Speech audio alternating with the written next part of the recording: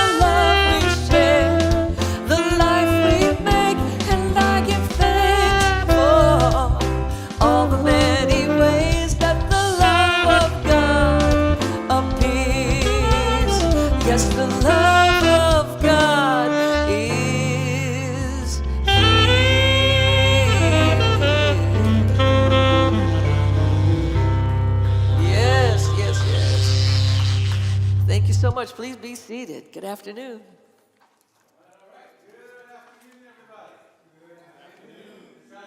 Good afternoon. There we go. All right, there you are. Welcome to Spiritual Living Center of Atlanta. I am David Alexander, Spiritual Director here. My pronouns are he and his, and I'm delighted to welcome you into this space. Welcome everybody watching online and on YouTube, Facebook Live, YouTube, etc.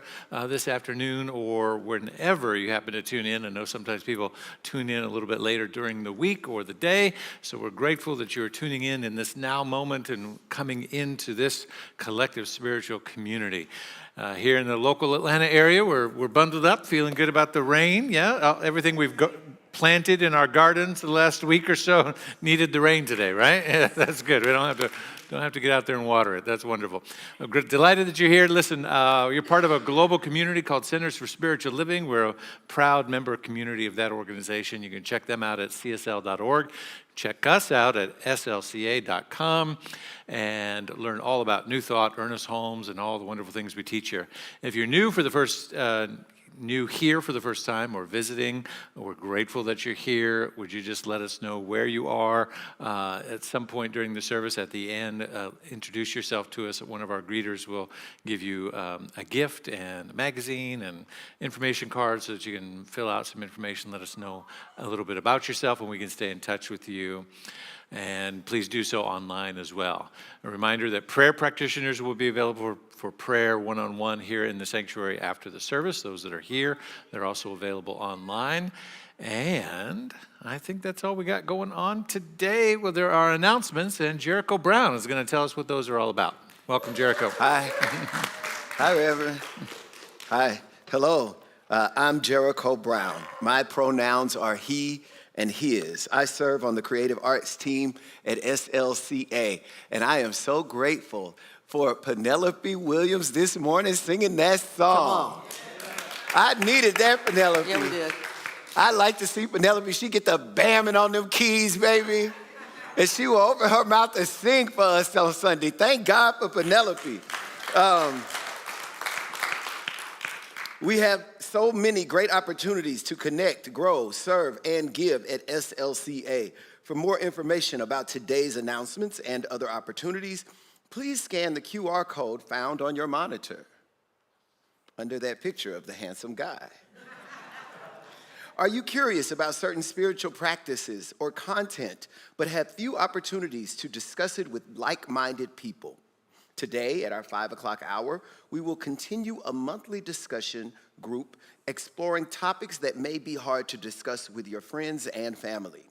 SLCA practitioner Tony Jenkins is ready to answer any questions. Join us upstairs in room 220 and let's talk about it. Join us in person or online for The Gathering, Tuesday, April 23rd, with SLCA practitioner Diana Johnson.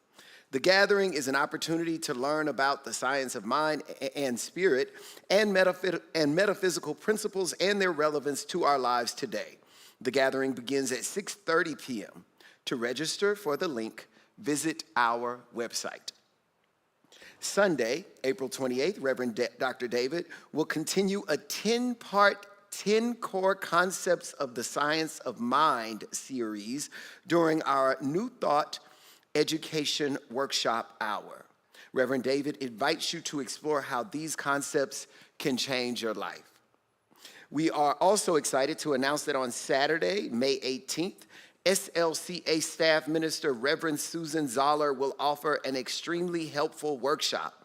This is an opportunity to learn spiritual tools to recognize when fear rather than faith is motivating us. Choose to come from faith and knowing and create from the place that creates the world instead of reacting to the world. With this knowledge, we can live richer lives, releasing seen and unseen results of negative anticipation by moving from fear to faith. Register today by visiting our website.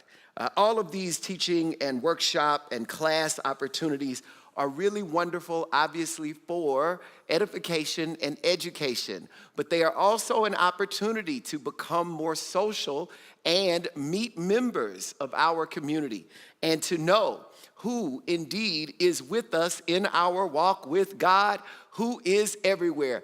I know God is everywhere because my parents were just visiting my house and they had never been to my house before, which should tell you something about my relationship to my parents. And I know God is real. This is how I know God is real. I know God is good, and I know God is everywhere because my parents, I took them to the airport at 7 o'clock this morning, and they were alive.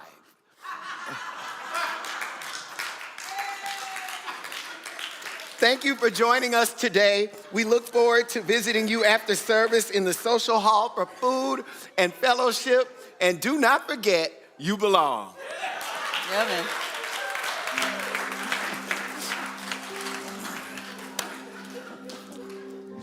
Keep letting that laughter just roll down to your belly. Let it roll down to your belly. Yeah, it's good to look around and see each other and to know that we're one with our community online as well. I have a lot of solitude, a lot of, let me say, gratitude for my solitude time that I take in the morning. And this song just is an example to me of the God that I see in my morning time, some of the times that I have in the morning with God. You can call it love, you can call it energy, source. We call it a lot of things. Just know that the beloved is always present, and this song really speaks to that.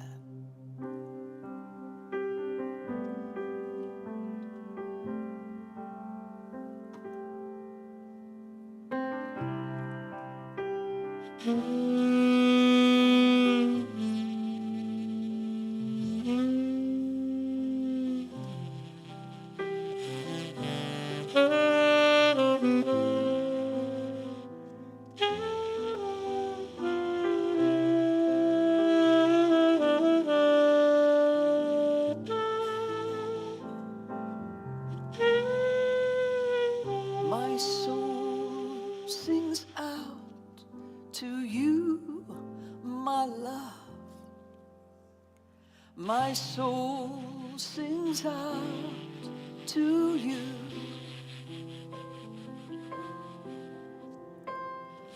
My soul sings out to you, my love.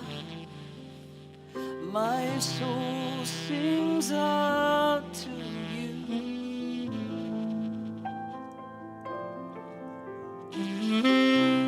Oh Lord, my God, you are my strength. You carry me on your wings.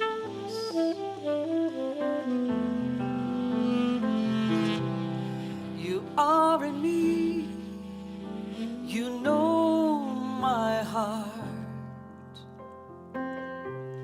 And my soul sings out to you. My soul sings out to you, my love. My soul sings out to you. My soul sings out to you, my love. My soul sings out to you.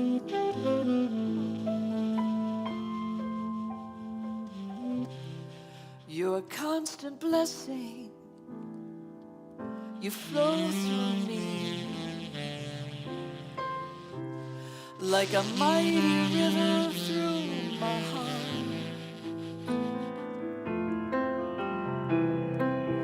You are my life.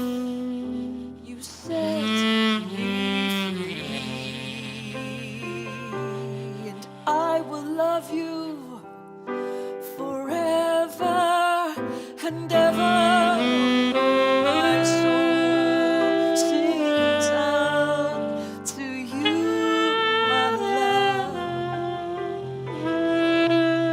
My soul sings out to you. My soul sings out to you, my love. My soul sings out to you.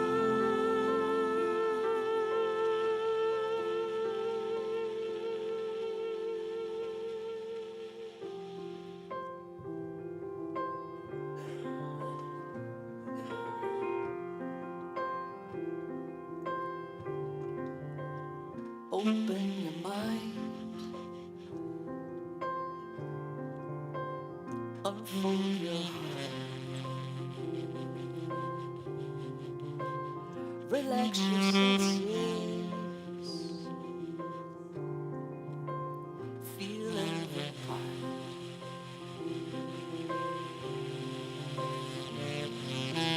You ain't got a thing to fear. Looks like love is growing here.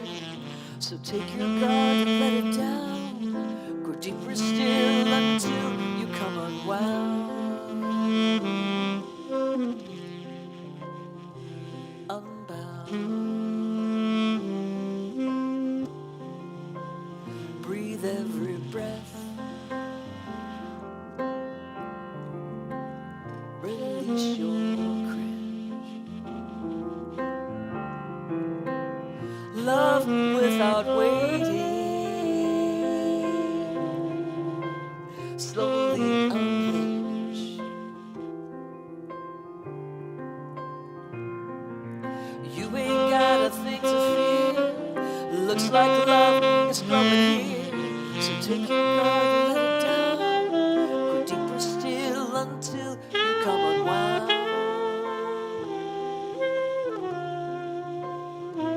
Unbound.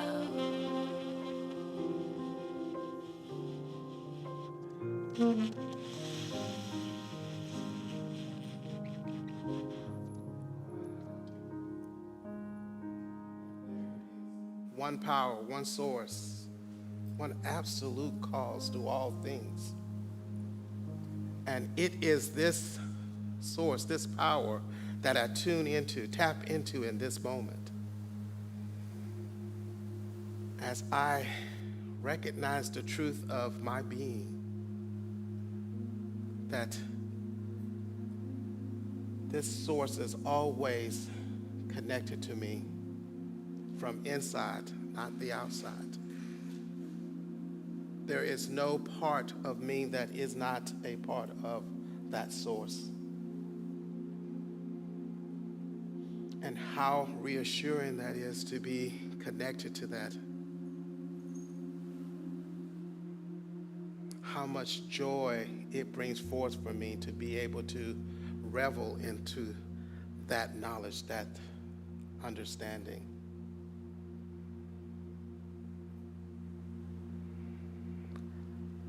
I am ever aware of how often Source shows up in my life and the prosperous things it brings to me through my finances, through my friendships, through my activities, and the people who come to me.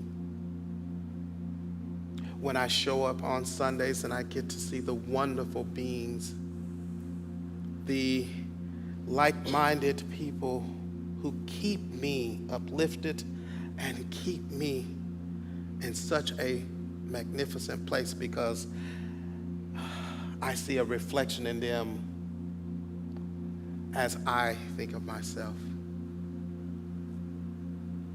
I am so grateful for each and every being that shows up, whether it is online or in this physical being of a place. What I know is that I get to witness and be a part of this each and every week. And so how magnificent that is for me.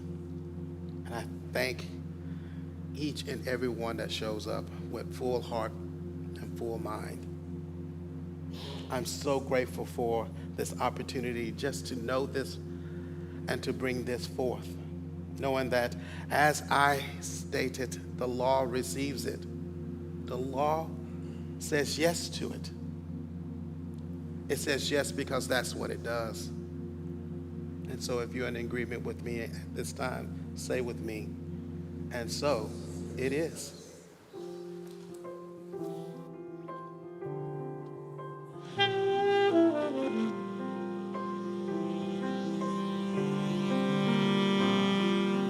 You can't stop waiting for love to find you.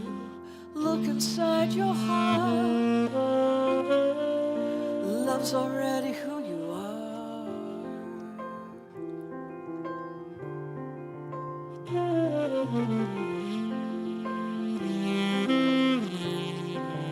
So lift up your voice.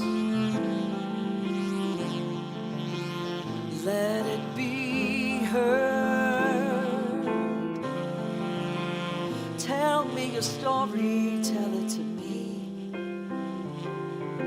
Don't leave out a word.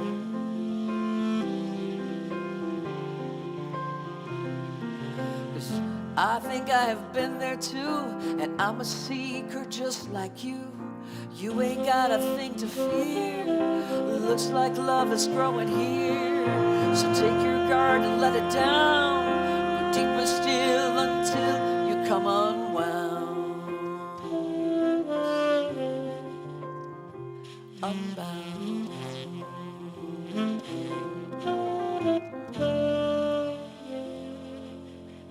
Thank you, Tony. Such beautiful prayer.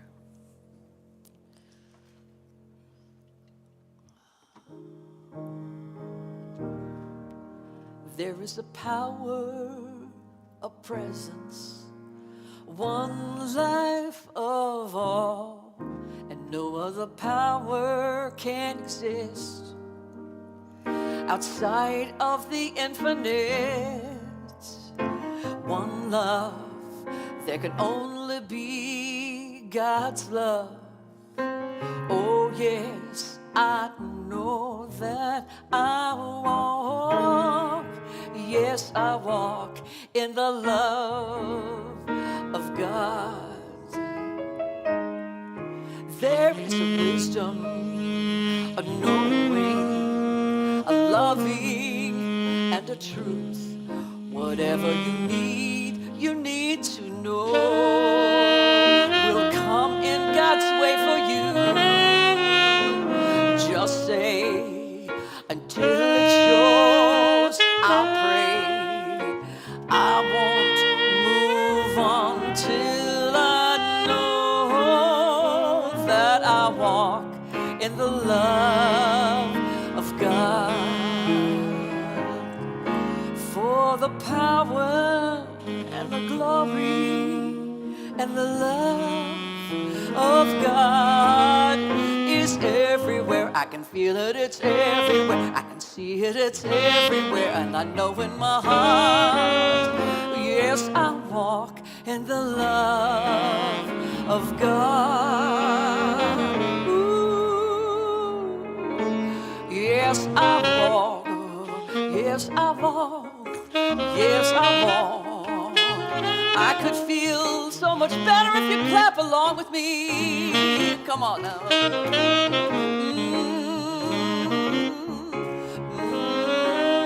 If God, there's a power and glory and the love of God. It's everywhere. Will you say it with me? Everywhere. It's everywhere. It's everywhere. And I know it's everywhere. And I see it. It's everywhere. Everywhere. And I know in my heart, yes, I walk in the love of God.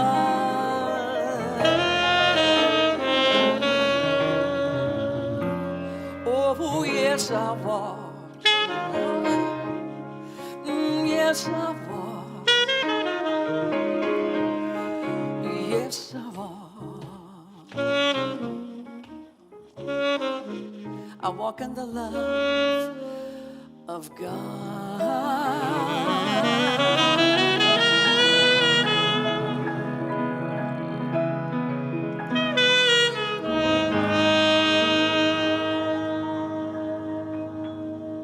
And that's the truth. And so it is. So it is. In the Thank you, love honey. of God. Let's give some love to Penelope, Haniel. Thank you, thank you, thank you. Walking in the love of God. That's an old agape song. Michael, Ricky, I think I have that on cassette somewhere. That's how old it is. on cassette. I know I got it on CD, but I think I got it on cassette somewhere too. Was Cal Bennett on that album? They still had Cal Bennett in the choir? Y'all remember Cal Bennett? Who remembers? You remember Cal. Jesus Christ Superstar. Y'all need to look him up. Y'all got some Google homework to do, okay? Judas, Jesus Christ Superstar. Cal Bennett, part of the Agape choir in Los Angeles. Good afternoon, everyone. Good to see you. Can we bring up the affirmation? I skipped right over it in my welcome. I'm going to make sure we get our affirmation in here, and then we'll do our tools for today as we continue this Gentle Giant series. I keep saying gentle giant, giant gentleness. I keep reversing it. So funny to me. Anyway, today's affirmation is this. Deep within me there is a power and a presence like no other. Deep within me is grace, wisdom, and love. Deep within me is all that I need for this moment. Today I'll call forth this presence and stand in the midst of its giant gentleness, knowing that it is sufficient for all of my needs. Let's take a deep breath and let's say it together. Deep within me is a power and presence like no other. Deep within me is grace, wisdom, and love. Deep within me is all that I need for this moment. Today, I call forth this presence and stand in the midst of its giant gentleness, knowing that it is sufficient to all of my needs. And so it is. Oh, thank you. Didn't feel complete without going back and getting that in there. So today we're doing part 3 of this 4-part series on giant gentleness, following along with Science of Mind magazine. The cover article in the April issue of Science of Mind magazine is New Thought Perspective on Climate, which I wrote. And so today we're going to talk about that a little bit in honor of Earth Day, which is just around the corner here. So the spiritual principles that we're using for this series are the principle of belonging. We're going to talk about that today a lot in terms of our belongingness to nature, to all of creation, to the presence of God. The spiritual law of divine pattern. And I said in the first week of the series that I really like teaching about that there's a divine pattern in the universe as opposed to the sometimes leaning towards or pointing in the same direction, but the sometimes easier to articulate this idea that, all things work together for good, that it's all, that no matter what happens, that it's just all good all the time kind of thing, right? Which is a easier concept, kind of flows off our tongue a little bit more gentle, but I think sometimes we use it so flippantly that we can misuse it. If I can tell the truth for a minute, right? You ever misuse spiritual principles? Right? Because sometimes there are things that are happening that don't feel like they're for the greater good, that aren't pleasant and nice and all of that. But yet, even in the midst of those things, there is a pattern, right? There is an evolution that's happening through everything that's occurring. And so I want to be intentional about speaking about divine pattern versus kind of something that might wash over pain and trauma and other things in the realm of our experience that might not feel as gentle. Does that make sense? Good? And the spiritual practice of compassion as we move along to talk about how do we have more compassion with ourselves and our relationship with everything around us. So those are our tools for today. Earth Day is coming up, and I want to speak to that theme and to that awareness and to this new thought perspective on climate as talked about in the magazine this month. What I mentioned in the magazine was how that so much of what our relationship to Mother Earth and nature and the ecology that we are a part of is connected to the story that we tell ourselves, right? And it's connected particularly to the kind of the leftover might be too strong of a term, but the long-term impact of Western Christianity and that haze that it kind of produces. You might, because today I'm going to talk about a particular story in Genesis of where some of this is derived from, and you might think, well, but I'm not Christian, or I don't follow that story, or I don't believe in that. But what I want you to see is that when something is in the lexicon of the story of our consciousness, it doesn't matter whether you ascribe yourself to it or not.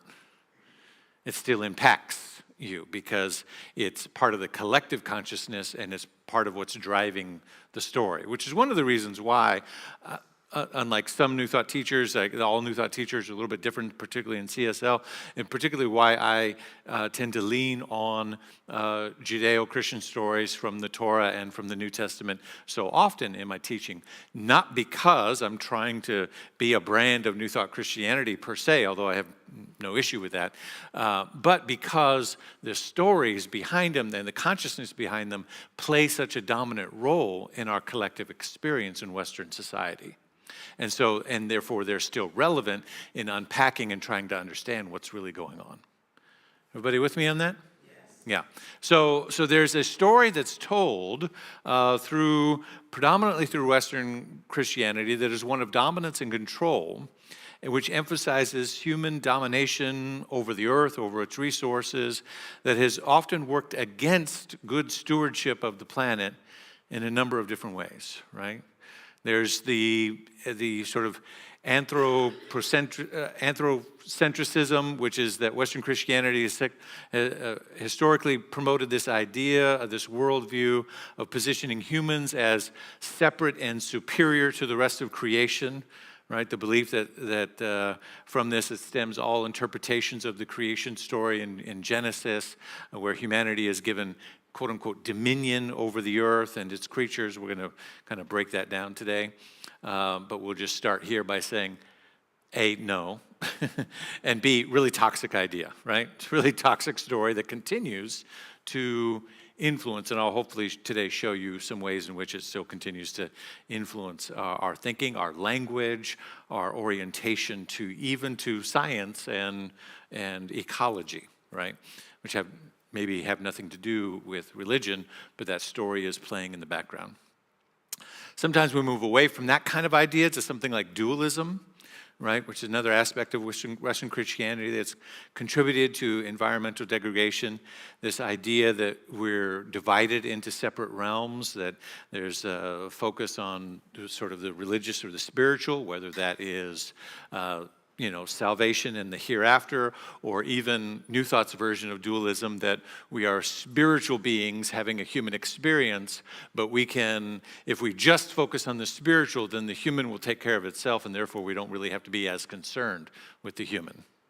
It's a gentler version of dualism than most of Christianity's version of dualism, which basically says, well, we can just let the earth destroy itself because Jesus is going to come back and save us all, and right, we're all going to go up, and so we can just do whatever we want, right? Ours, in New Thought, is not that severe, but we're spiritual beings having a human experience to the extent that causes us to ignore what's happening in the physical. In the end, is just as bad. Sorry. All right, let's keep moving forward. Just drop that right there. And a number of other versions and stories, consumerism and materialism, the intertwining of capitalistic ideology, which prioritizes economic growth and material wealth, the emphasis on consumption and accumulation, that leads to exploitation of our resources and pollution, et cetera, et cetera. All of this is to say, as the theologian John Cobb Jr. Said it in his book, it's like from the 1970s, 1971. Guy was brilliant. Guy still is brilliant, still alive. The absolutization, I can't even say that word, the absolutization of human life at the total expense of non-human life seems to lead to a mode of being in which human existence itself would be non-human in quality. Let's break that down, right? Let's break that down for a little bit.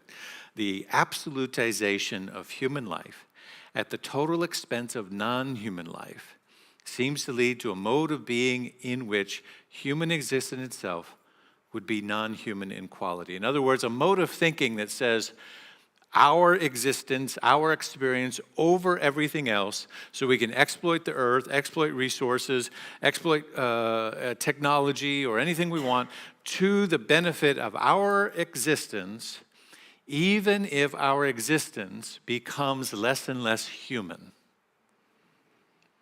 Less and less authentic, less and less real, more and more artificial, right?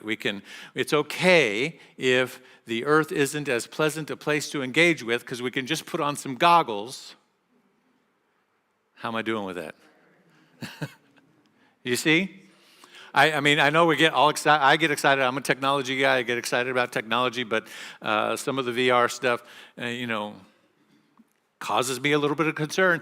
Maybe it's because I'm a child of the 90s, but every movie I grew up watching where they were wearing some kind of weird headset or plugged into some sort of thing in the back of their neck that the earth was so bad, right?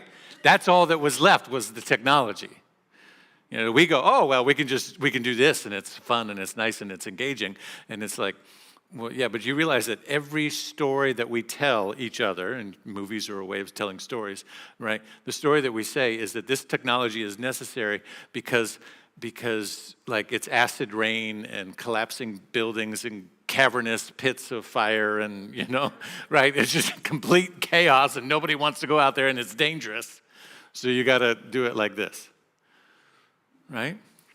This is what John Cobb was talking about in the 1970s. You remember that, let me see if I can lighten the mood. I don't think this is going to work, but do you remember, because I can feel your tension, you remember the jar experiment we did in grade school? Or maybe middle school, or maybe even high school too, like it works at all ages. You remember you get like the mason jar thing, and you were supposed to put like, rocks in the bottom, and then a little bit of soil, and then a little bit of something, and some little moss, a little terrarium kind of a thing, right? And some water, and then get it all nice and airtight, and then, maybe like a bug or something, and it was all supposed to be this little ecosystem that was supposed to be self-sustaining. The sunlight would come in, and it would moisture, and you were supposed to learn about the replication of process and decay and moisture and, that whole thing, right? Remember that? Anybody else do those? Yeah. I don't know about you, but mine always failed somehow.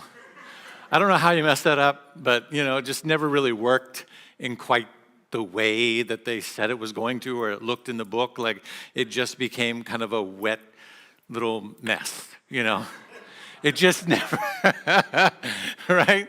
Or completely dry, like it did something wrong with the moisture, and it was just like there was nothing, But it never really, it was supposed to be like last weeks or months and be this little ecosystem that lived. And it turns out that we as human beings on the bigger scale tried the exact same thing. How many people remember Biosphere 2? In the desert in Arizona, outside of Tucson, right? I grew up in Arizona and was born in Phoenix, and we moved to Albuquerque. But right around that time, they were building Biosphere 2 in the early 90s.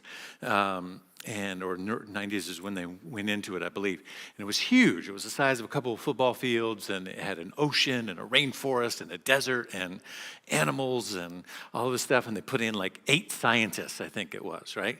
So all this stuff for like 8 human beings to live, and they were supposed to be able to figure out, and just like that little jar, they were supposed to figure out how to control everything so that we could figure out how to recreate life and live sustainably, control all the environments. And it was going great until somebody ordered Domino's. That's a joke, but right? Somebody knocked on the glass door. They were like, "Hello." No, but what happened actually was the carbon dioxide level got too high, the oxygen level got too low, and they got dizzy and, I wouldn't say went mad, but it was like living at a high altitude, and they had to decide, like, are we going to pump in oxygen? How are we going to fix this thing? So when they did finally pump in the oxygen, it was like they kind of went euphoric and were dancing around, and it was very. So only lasted 2 years. They got those guys and gals out of there. But the point of the story is that when we try to put humans in control of everything and what John Cobb Jr. is talking about here, the absolutization of human life, meaning that we are the center of the story. We as human beings, life isn't at the center of the story, right? God or the creative energy of the universe is not at the center of the story, but me, you, us, human life, and by the way, whoever me and us are, because that group of scientists that went in didn't look very diverse, FYI. So, right, so then you got to go, well, who's us when we say human life?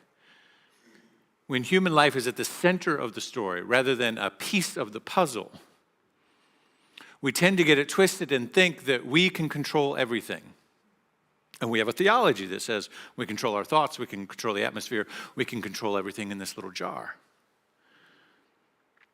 But we're a part of something bigger, right?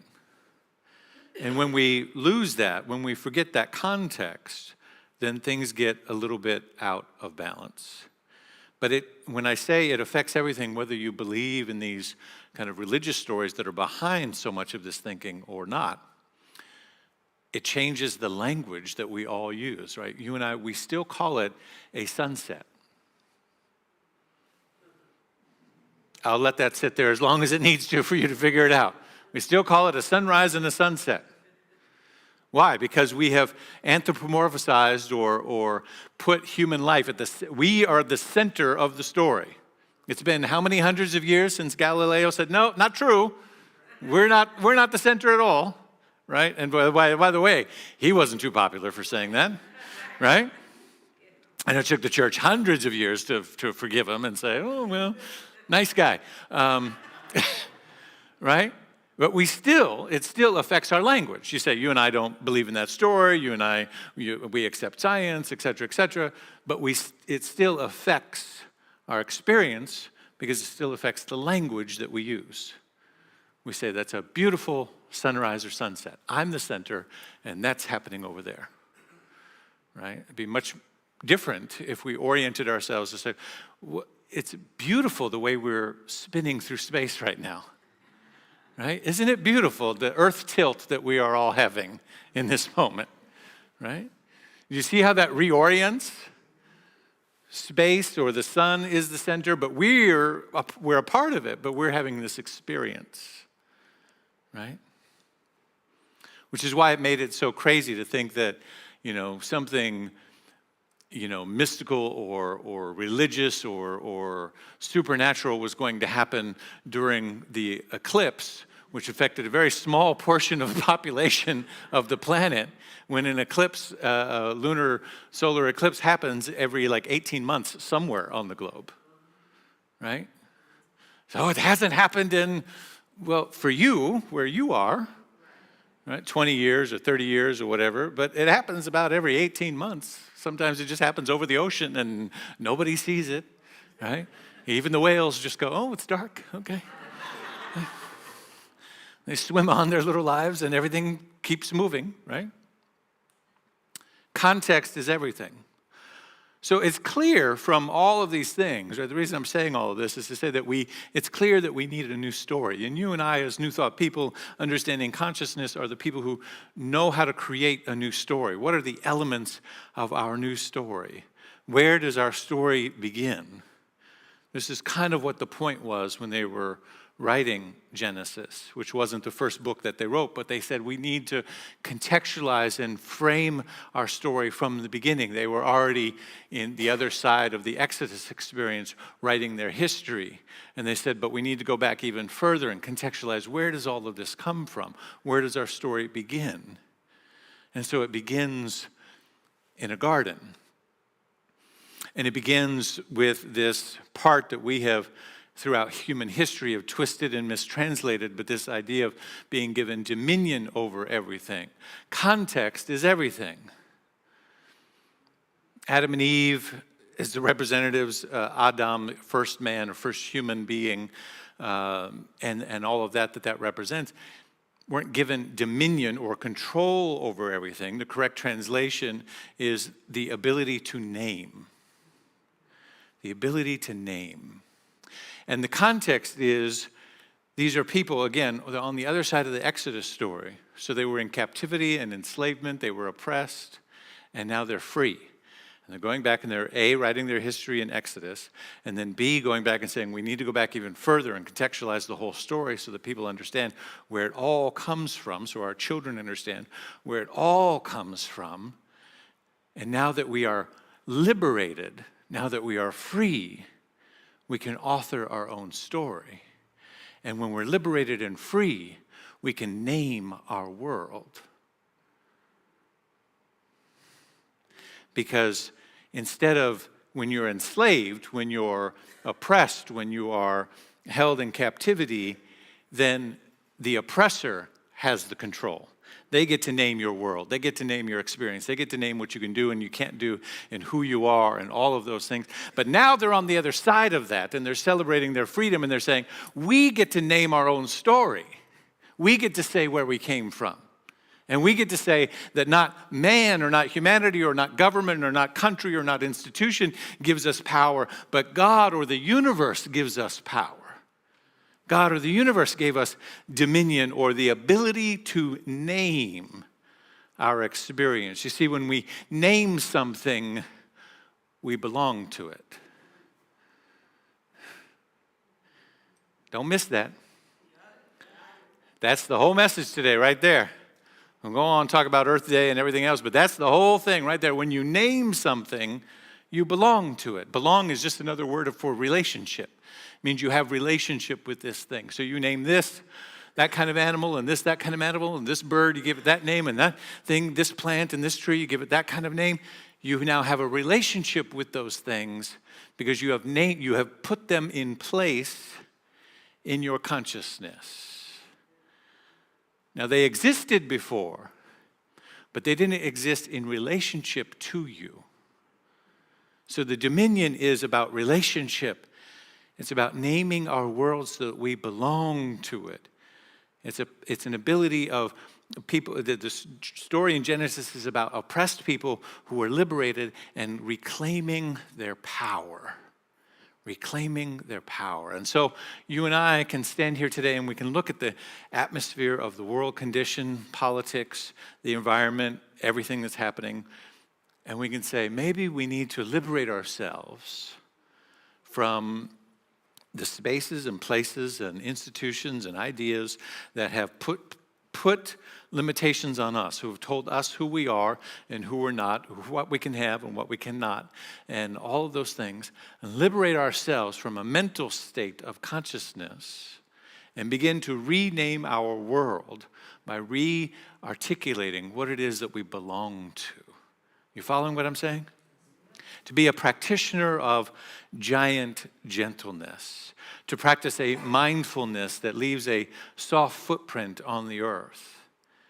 What are the principles around which we would build a new heaven and a new earth? Here's the other thing about the whole arch of what happens and the reason why I always integrate it, not always, but every Sunday, but overarching my 20 years of ministry, integrate biblical stories, Old and New Testament or Torah and New Testament stories into my teaching is because there's an arc.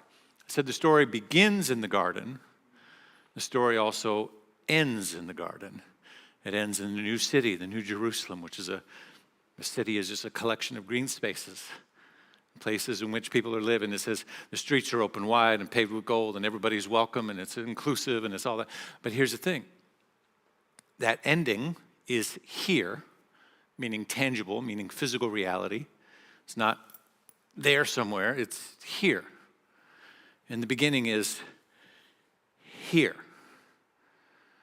The whole thing is about transforming how we live and experience life here, not somewhere else, not in some other realm or dimension. The beating of pruning hooks into the plowshares, the lion laying down with the lamb, all of those metaphors that are used are very here-ish, right? Is that okay to say it that way, right? They're earth-based. They're not about being somewhere else.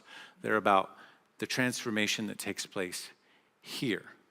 Even the hope that people had in the idea of a Savior was to transform kingdom or government in the ways in which people experience their livingness here. The whole thing is anchored here. So you and I are in charge of a new consciousness, of a new heaven and a new earth through the use of consciousness, through our tools of science of mind, through our tools of affirmative prayer and affirmations, meditation. It's simply the articulation of what we say and do and think about how we experience here. And so I think there's a few basic that I'm going to give you, and then I'm going to invite you this week to think of your own. Like, what would be the principles, the ideas, the values of a new heaven and a new earth? I think it's got to be rooted in interconnectedness and unity, right? That we breathe the same air, as Daniel Nahmad sings, right? That all living beings on this planet share in the breath of life. From the towering forests to the microscopic organisms in the soil, to the majestic oceans, to the bursting cities, they're all part of a vast interconnectedness, a web of existence that is here. Again, John Cobb Jr., theologian, emphasized an interconnectedness of all beings on the earth, urging us to see ourselves not as separate from nature, but as integral parts of it. When we harm the earth, we disrupt the intrinsic nature of the web of life, causing immeasurable harm to ourselves and future generations. John Cobb said, our interconnectedness with all creation calls us to recognize the intrinsic value of every being to live in harmony with the earth. I think the second principle is that of stewardship and responsibility. That, as the great Spider-Man comic says, right? With great power comes great responsibility. Right? As custodians of this planet, we're entrusted with the sacred duty of stewardship, that our actions have ripple effects and extend beyond our own lives, shaping the world for future generations. How do we bring stewardship and responsibility into how we walk and talk and move and have our being in this space?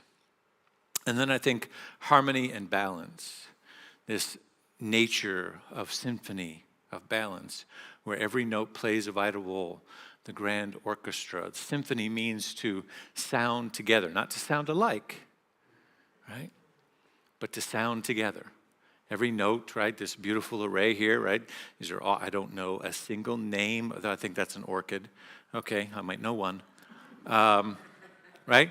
But they're all different, and they all have different names, right? And they have different scientific names and different generic names that we use in the nursery and different purposes, but they come together and they sound together to create this beautiful display, right? Harmony and balance. To live in harmony with all creation, recognizing the well-being is deeply interconnected with that our well-being is deeply interconnected with the well-being of the earth. When the earth is well, then we are well. And when we are well, we treat the earth well. That hasn't always been the way it's been, right? Most of our industrial cities were built on principles that had that humanity at the center rather than earth or nature or these ideas at the center, right? I lived before here 17 years in Portland, Oregon. At that time when I moved there, Portland, Oregon was doing a big reconstruction job in downtown to put a big pipe underneath the river, the Willamette River that runs through the center of the city. Because it's still to that day, they said after a rainstorm like we had last night, it was not safe to go swimming in the Willamette River. Why? Because all of the gutters and all of the sewage systems drained into the river. Because that's how the city was built. Because at that humanity, they just said, oh, look, there's water that takes us away from where we are. Let's just build it into that. Right? You see how that's the human-centric idea of we want it to be comfortable here, and Mother Nature's provided this river to just take it away to wherever that is.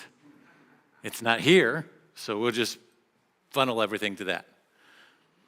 And they had to start redoing that, but that was just 20 years ago. They started saying, okay, we need to redo this so that when it rains, the city's gutters don't flood into the river, right? I've never taken a swim in the Willamette River. I read that when I moved there. I was like, yeah, no, that's a hard pass for me, right? But many cities, not just Portland, but many other cities built the same way in similar fashion. So when we put interconnectedness and unity and stewardship and responsibility and harmony and balance, when we put these things back into the center of our story so that the life-giving energy of all creation that we are a part of, we are a manifestation of, we are even the evolution of, but we're to participate in the dominion that we have is to have consciousness to think about our part in the story, not control and domination over, but to have dominion over. We can write this story however we choose. Let's write it in a way that produces interconnectedness and unity and harmony and balance and all of these things and grows for future generations, right?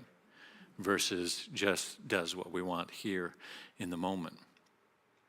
We're not creating this sort of idea, spiritual idea of giant gentleness out of nothing. We're cultivating it with our consciousness. We're encouraging it and spreading it. We're taking steps to be gentle with ourselves and to hold others in genuine gentleness, to support and continued expansion in the work that we do in our neighborhoods, in our culture, in our political processes and activism. We're called to share and shine this gentleness into every dark corner that we experience of our daily life. And we take this awareness of compassion and gratitude and love to new levels and greater heights. This giant gentleness, which is this harmonious living with the earth in a way that sustains us and expands us and provides all of the resources that we need. Just as the affirmation says, that we call forth its giant gentleness. We stand in the midst of its awe and its majesty. And we learn something from life around us. We learn something from the ecosystems and the balance, and we learn something from the great redwood forests and the ways in which trees are interconnected underneath the roots, or we learn something even more from the aspens. I love aspen trees. I grew up in Albuquerque, New Mexico, the top of the Sandia Mountains in the fall. This band of yellow that goes across of it, and it's the aspen trees turning colors. And we say aspen trees, we say plural, but when you see something like that, a forest, a grove of aspen, it's singular. They all come from one tree. Every other aspen tree that you see standing when you're looking at a field or a valley or a grove of aspens, literally all come from the same tree. One tree grows and drops seeds, and then each of those trees grows and drops, but they're all connected underneath one root system. So a forest of aspen trees is one living organism. It's considered one of the largest living organisms on the planet because of that, right?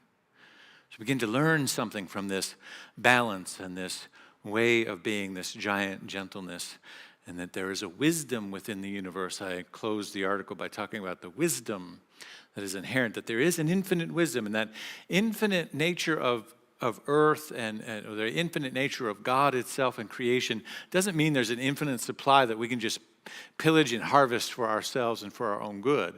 It means that the energy of the universe is infinite, but our use of it needs to be mindful. Our use of it needs to be respectful. Our use of it needs to be in relationship to how we belong to it and to each other. So with that, I want to call the practitioners forward for prayer. Invite you to take a deep breath. So we send this energy out and about to the world that celebrates Earth Day this week, in many places Earth Week, simply an opportunity to raise up our mindfulness about our relationship to the world in which we live. What is ours to do? The interconnectedness between all of the issues that we care about. So much of my work is focused on racial justice and how aware I am in this moment as we celebrate Earth Week the racial issues that come along with earth justice, that so often it is Black, brown, and poor communities that are at the worst effect of environmental changes and impacts that they are not the perpetrators of. And so it's all interconnected. Everything that we care about, our children, our future, our planet, our justice, the economy, the safety of our neighborhoods, the quality of life, everything that Spirit has placed in our heart that we desire for ourselves, it's all connected. And there is this giant gentleness that is wisdom of the universe, available at our beck and call to come forward into our creativity and into our ingenuity and into our compassion and into our policy and into our living and working and breathing with each other. And so I affirm and know that there is this one power, one life, one presence. It is moving in, through, and as all creation. That includes me, that includes you, that includes this moment, that includes Spiritual Living Center of Atlanta, that includes every spiritual community of every name and denomination on the planet. That includes all life and all sentient beings. And this one power and presence seeks nothing less but then to manifest itself or to express itself through all life and all creation as powerfully, as beautifully, as passionately, as wonderfully as it possibly can, through every avenue, through every portal, through every opening. You are one of those openings. I am one of those openings. This center is one of those openings. Your home, your place, your children, your neighbors, they're all an opening. Every sentient being, every divine aspect of creation, every flower, every tree, every animal are all portals and openings through which this divine creativity wishes to express, and to do so in wholeness and harmony and balance and beauty and love, in a way that sings back to us, and we marvel and awe at the majesty of it, at the great power of it, the great wisdom of it. Oh, I know there's a way in which this great power can transform our hearts and minds so that we move in the world softer and gentler, more connected, more compassionate than ever before, mindful of our impact and mindful of our future choices. For this and so much more, I'm truly grateful and thankful. I know that there is a wisdom and opening this week and through all the activities that take place to bring Earth Day and Mother Earth and nature into our atmosphere of thinking, into our hearts, into our consciousness at a deeper level.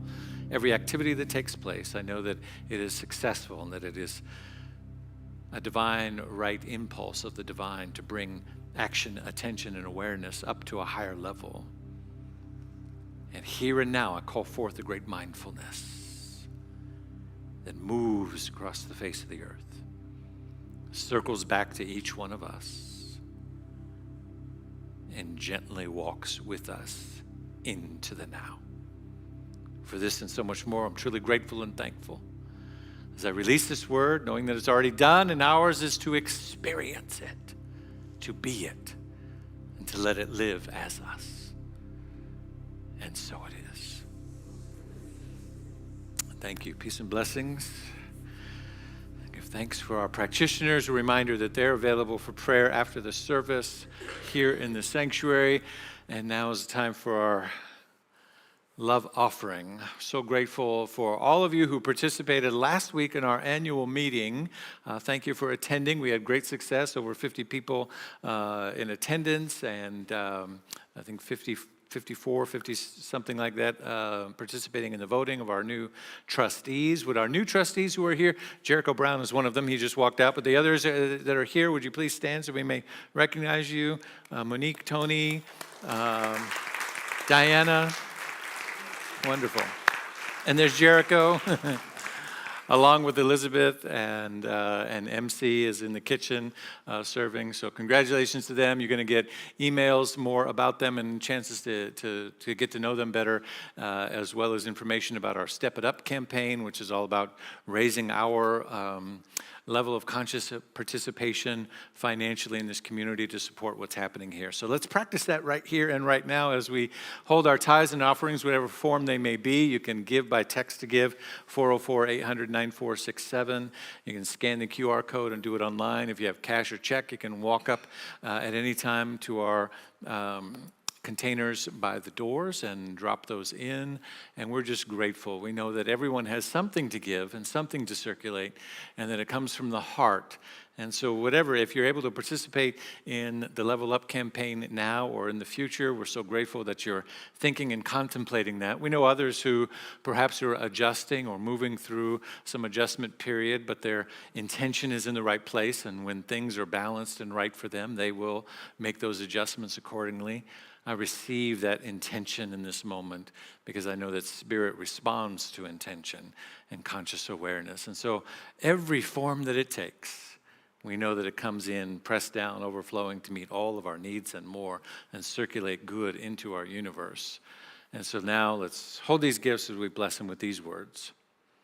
I live in a universe of abundance as I freely and joyfully give. I join in the divine flow, and all that I share with life returns to me multiplied abundantly. And so it is, and so we are. Thank you all. Peace and blessings. Peace and blessings.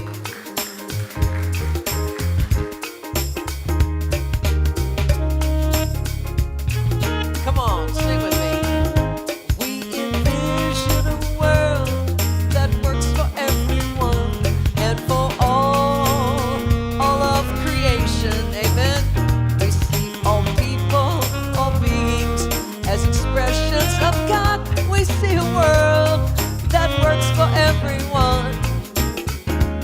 We envision a world that works for everyone and for all of creation.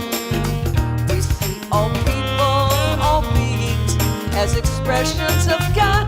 We see a world that works for everyone.